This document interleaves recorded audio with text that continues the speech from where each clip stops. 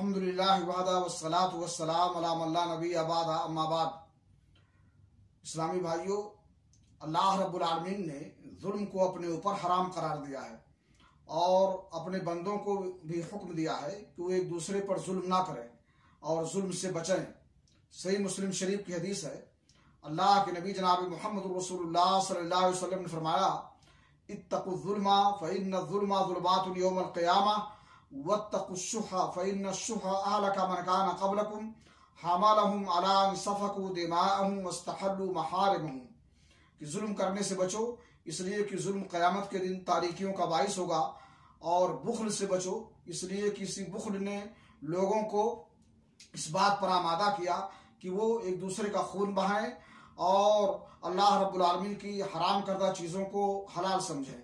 शुह कहते हैं माल से इंतहाई मोहब्बत को।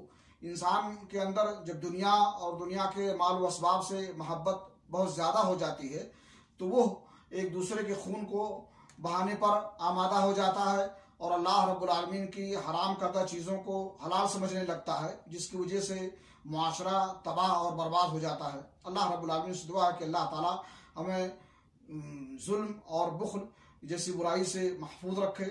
तक़ब्बल या रब्बल आलमीन। व सल्लल्लाहु अला नबीना मुहम्मद व अला आलिहि व सहबिहि अजमईन।